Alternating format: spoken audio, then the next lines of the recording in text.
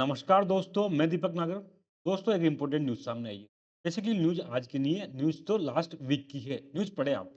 विवेक Chaturvedi appointed new CBIC chairman after Sanjay Agarwal superannuation. Basically Sanjay Agarwal ji जो थे उनके रिटायरमेंट के बाद में विवेक चतुर्वेदी साहब को क्या किया गया? CBIC central board of indirect tax and custom इसके चेयरमैन अपॉइंटमेंट किए गए। दोस्तों मेरा ऑब्जेक्टिव ये पढ़ना नहीं है कि विवेक चतुर्वेदी के बारे में मैं आज को डिटेल में बताऊं। बेसिकली इस बहाने मैं आज आपको फाइनेंस मिनिस्ट्री के बारे में समझाऊंगा। फाइनेंस मिनिस्ट्री सबसे इंपॉर्टेंट मिनिस्ट्री है भाई। गवर्नमेंट ऑफ इंडिया कई सारी मिनिस्ट्री है। होम मिनिस्ट्री, डिफेंस मिनिस्ट्री, उन सब में जो इकोनॉमी में जो सबसे इंपॉर्टेंट है वो है फाइनेंस मिनिस्ट्री, क्योंकि देश में सारा फाइनेंस से रिलेटेड जितना भी काम इकोनॉमिक एक्टिविटीज है वो सबसे जो अल्टीमेट डिसीजन मेकर कौन है? वो है देश का फाइनेंस मिनिस्टर, वित्त मंत्रालय। तो आज इसके बारे में डिटेल में डिस्कस करेंगे। फाइनेंस मिनिस्ट्री के अंदर दोस्तों कितने सारे डिपार्टमेंट्स हैं, सब डिपार्टमेंट से क्या क्या काम होता है, उन सबके बारे में दोस्तों हम आज जानेंगे।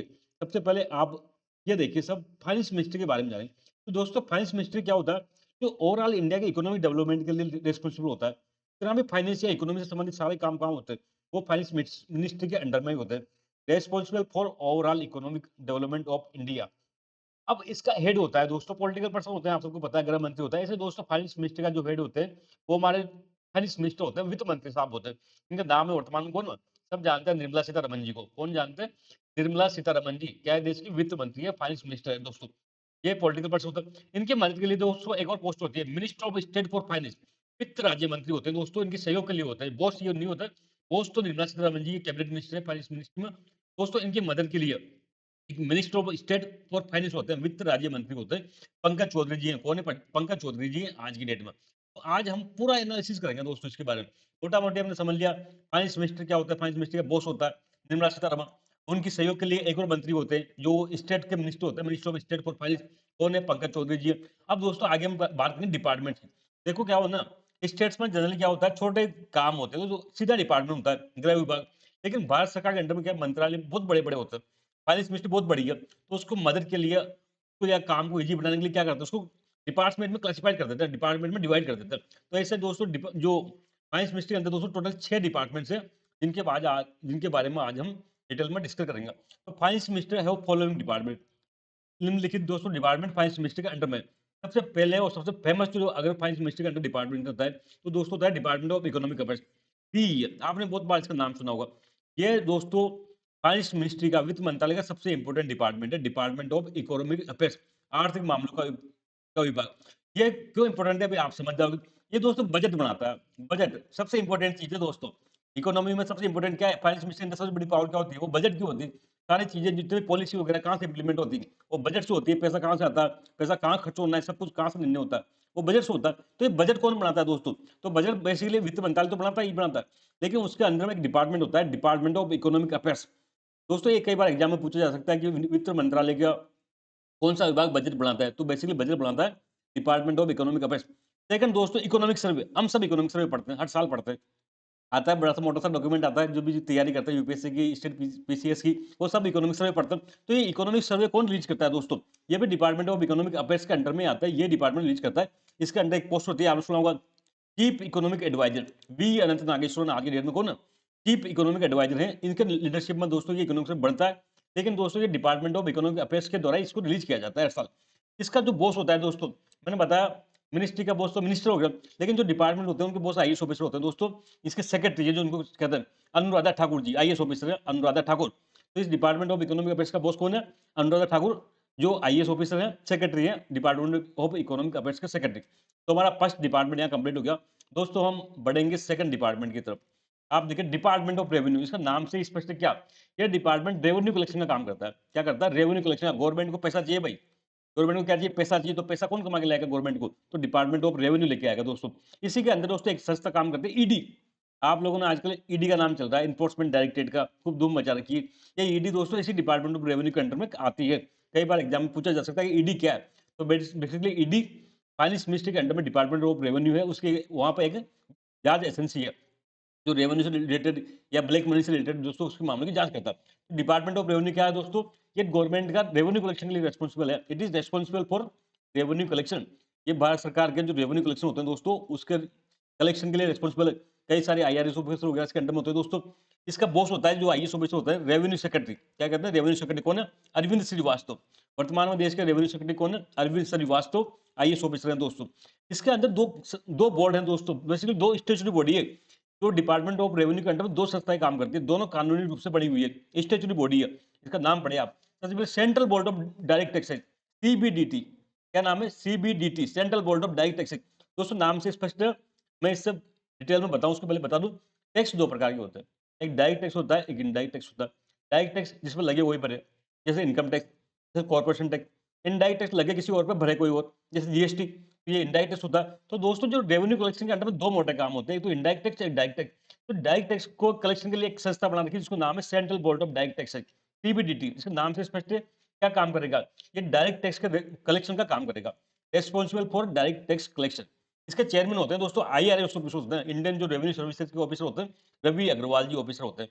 ठीक है बात यहाँ तक। तो हम क्या चलते हैं, हम डिपार्टमेंट ऑफ रेवेन्यू के अंडर पढ़ रहे हैं। पहला चीज central board of direct taxes, जो डायरेक्ट टैक्स के लिए रेस्पॉन्सिबल है और जिसके चेयरमैन है रवि अग्रवाल, आईआरएस ऑफिसर है।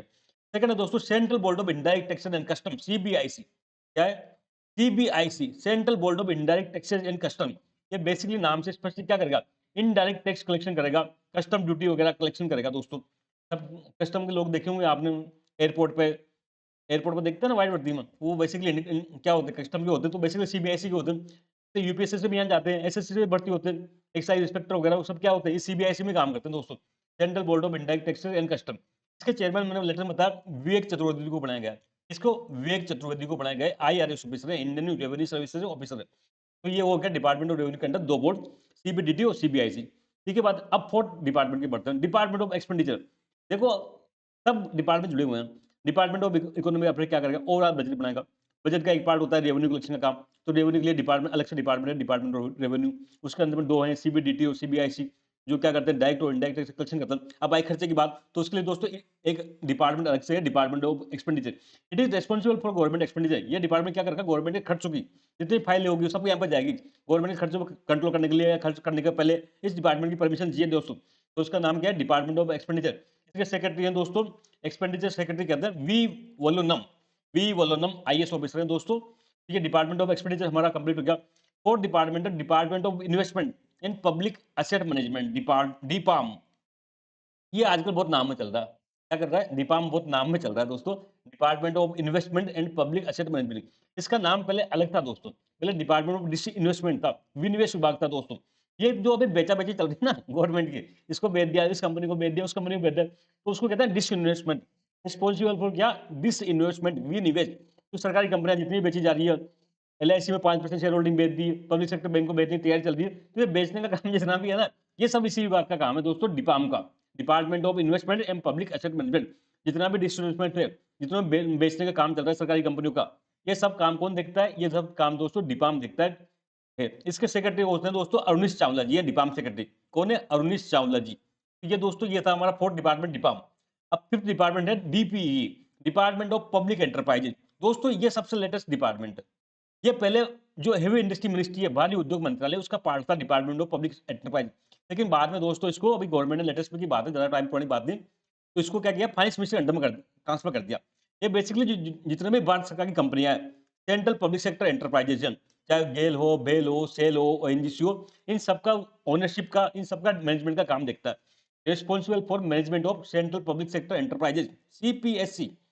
सीपीएससी जो भारत सरकार की जितनी भी कंपनियां हैं, प्राइवेट कंपनी, सरकारी कंपनीज है, गेल हो गया, ओएनजीसी हो गया, ये अन्य इंडियन ऑयल कॉर्पोरेशन, ये सबका काम कौन देखता है दोस्तों, इन सबका मैनेजमेंट का काम देखता है ये डिपार्टमेंट ऑफ पब्लिक एंटरप्राइजेज। ये सबसे न्यू मिनिस्ट्री है, न्यू डिपार्टमेंट है। ये पहले दोस्तों हेवी इंडस्ट्री मिनिस्ट्री में आता था, लेकिन अब इसको फाइनेंस मिनिस्ट्री में शामिल कर दिया। इसके सेक्रेटरी दोस्तों के मोसेस चलाई, के मोसेस चलाई, सब आईएएस ऑफिसर। देखो जितने भी डिपार्टमेंट के सेक्रेटरी सारे आईएएस ऑफिसर हैं, आईएएस ऑफिसर के लिए पोस्ट बुक होती है वो। तो department of public enterprises secretary कौन है, के मोसेस चलाई।